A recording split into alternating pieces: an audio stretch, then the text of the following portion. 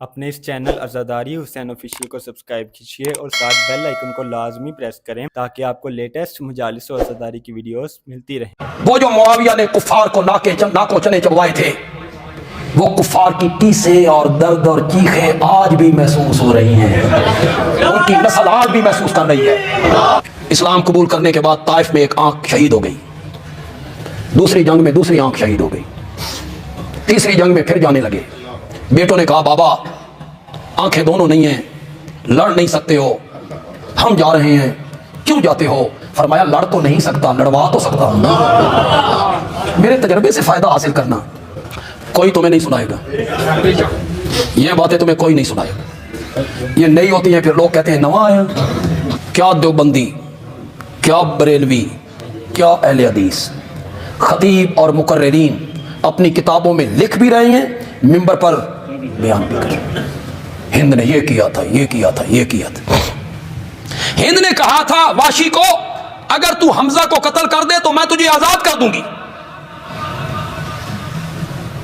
लोग सुन रहे हैं, कोई तहकीक नहीं।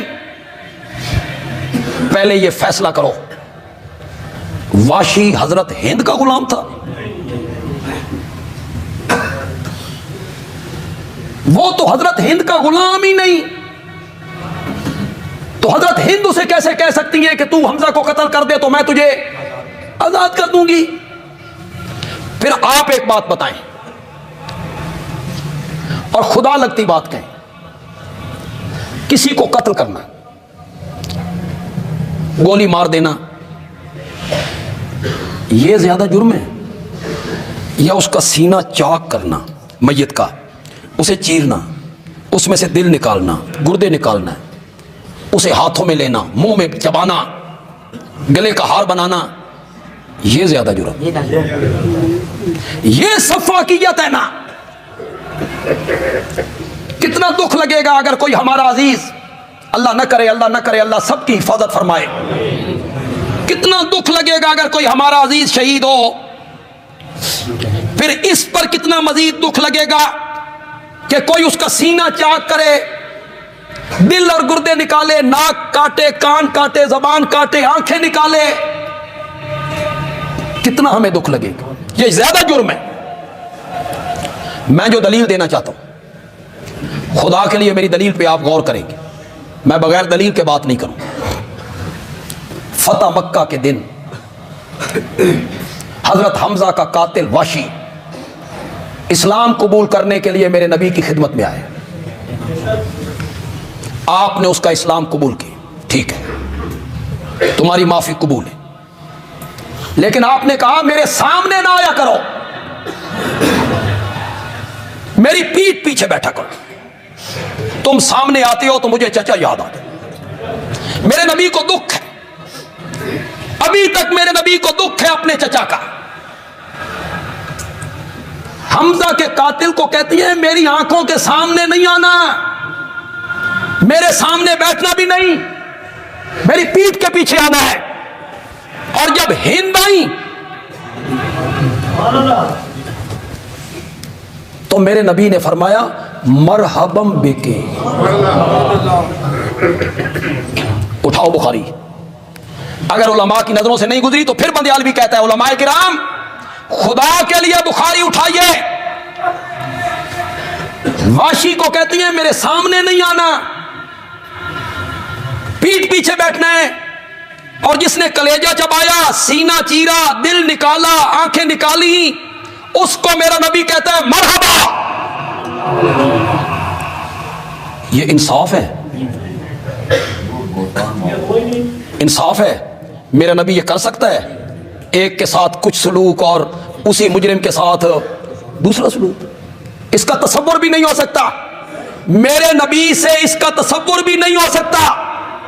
कातिल को कहती हैं मेरे सामने ना, और कलेजा चबाने वाली को कहते हैं मरहबा, खुश आमदेद, जी आया नू। मेरा नबी इस्तिकबाल कर रहा है। हजरत हिंद ने कुछ सवाल जवाब किए, बुखारी ने उसको नकल किए। हमने और तारीख में गहराई में जाके कहा यजीद के दादा की हुसैन के दादा से दुश्मनी क्या थी?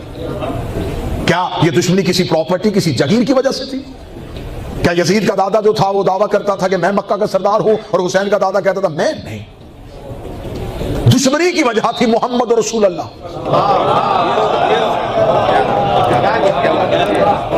दुश्मनी तो इससे पहले बहुत पीछे तक भी मैं पढ़ सकता हूं कि कहां से शुरू हुई थी। चले मक्का से शुरू कर लेते। सबसे बड़ा इस्लाम का दुश्मन था यजीद का दादा, इसमें कोई शक है? आप बोलेंगे थोड़ा मेरे साथ, मैं तारीखी हकायक पढ़ने लगा। इसने जंगे बदर रसूल के साथ, उहद रसूल के साथ, 3 साल तक रसूल का सोशल बाइकाट, रसूल को मक्के में रसूल का अरसा हयात तंग कर दिया इसने, रसूल को शेब अबी तालिब में अपने खानदान के साथ महसूर करने में इसका किरदार, बहुत जुल्म किए इसने। लेकिन अब तारीख में ज्यादती यह हुई कि जो सबसे बड़ा जालिम था वो फतह मक्का पे मुसलमान हो गया। कांटों पे चलना पड़ता है अहले बैत को मानने के लिए, दांतों को पसीना आता है ये हकाइक पढ़ने के लिए।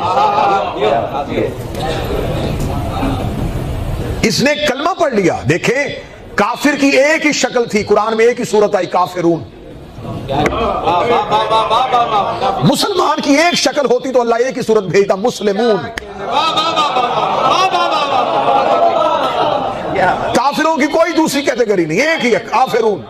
काफिर काफिर ही होता है। मुसलमान की एक शक्ल नहीं, 2। खुदा ने सूरतें भी 2 भेजी, एक मोमिनून,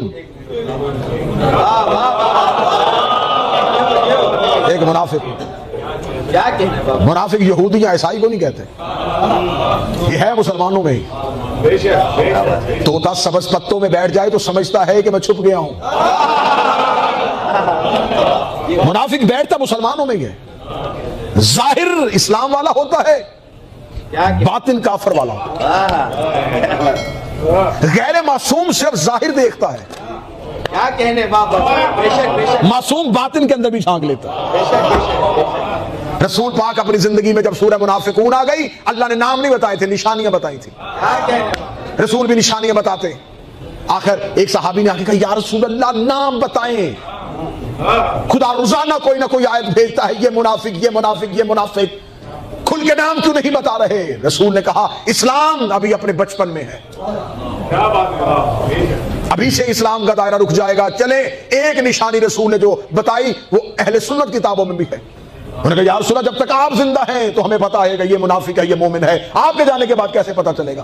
तो मैं जहां कहीं महफिल में मुनाफिक की तलाश करनी हो, मेरे भाई अली का तज़किरा किया जाए। जो करीब बैठो तुम करीब रहना, रसूल की दुश्मनी सीने में छुप जाती है। अली की दुश्मनी चाहे भी तो कोई सीने में छुप जाती है। जलता है मुनाफिक तो धुआं तक नहीं उठता, हम आग लगाते हैं किसी और तरह से। मुनाफिक का चेहरा बता दो। अब खुदा ने सूरतें 2 भेजी, मुस्लिमून नहीं, मोमिनून, मुनाफिक। अब ये दुश्मनी शुरू कहां से हुई? दुश्मनी शुरू हुई जब यजीद का दादा फतह मक्का में मुसलमान हो गया। अब मेरे जो कौम के बच्चे बैठे मैं उनके लिए हकाइक पढ़ने लगा। मुसलमान क्यों हुआ कि पूरा मक्का मुसलमान हो रहा था? अब जहन में मोहब्बत रसूल नहीं थी, जिसपे कूड़ा फेंका था, जिसके रास्ते में कांटे बिछाए थे, जिसको तंग करके शहर से निकाला था, आज बहुत बड़ा लश्कर लेके आ गया। वो समझ रहा था कि इंसानी खोपड़ियां गिरेंगी, खून की नदियां बहेंगी, पुराने दुश्मनों से पुरानी दुश्मनियां लेगा, लेकिन वो सफेद परचम लेके मक्का में दाखिल हुआ। वो गुजरता हुआ कह रहा था, खौफ की वजह से घर के दरवाजे बंद न करना, इत्मीनान के साथ अपनी जिंदगी के काम और अमूर सर अंजाम दो, मैं बदला लेने नहीं आया, माफ करने आया। आज आपकी ये, आज जोहरैन की बात की ये मजलिस सुनेंगे और फिर मगरबैन की मजलिस का तसलसल इसी से कायम होगा, फिर आपको सलाम होगा और यहीं से हम अपनी मोहब्बत और इश्क के सफर का आगाज रखेंगे। अब जब वो सुबह से लेकर शाम तक रसूल के पास जो भी आता माफ किया।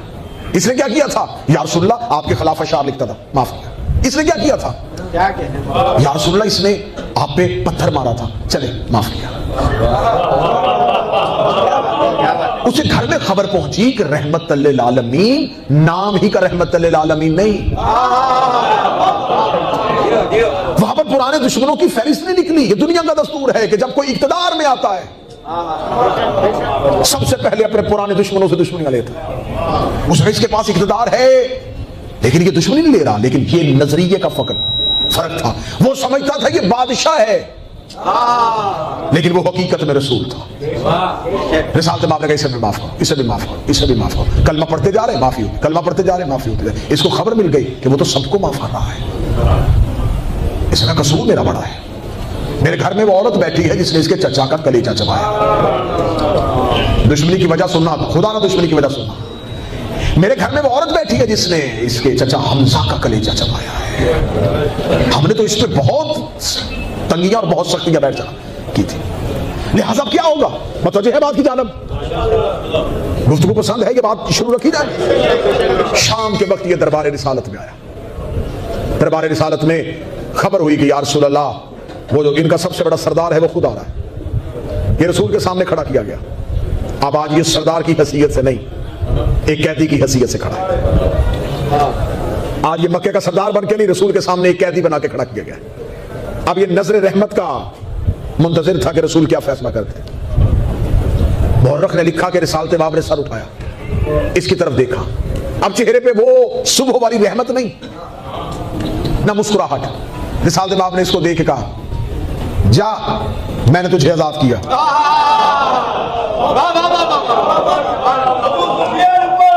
जा मैंने तुझे आजाद किया। अब यहां से दुश्मनी शुरू होने लगी है। ये जो रसूल ने कहा था ना, जा मैंने तुझे आजाद किया, ये किसी आम शख्स के लिए नहीं, उसके लिए था जो मक्का में बिला शिरकत गैर सरदारी कर रहा था। उसके लिए कहते जा मैंने तुझे आजाद किया। ये जुमला नहीं था, ये उसकी शख्सियत का कत्ल था। वो सारी जिंदगी कहता रहा, काश मुझे अब्दुल्ला का बेटा फतेह मक्का पे कत्ल कर देता, मुझे ये शर्मिंदगी की मौत ना देता। कि उसने मुझे सामने खड़ा करके कहा, जा मैंने तुझे आजाद किया। वो जब भी मक्का की गलियों से निकलता तो वो लोग जो उसकी सरदारी की वजह से डरते थे, उसको देख के मुस्कुरा के कहते, ये है वो जिसे मोहम्मद ने आजाद किया।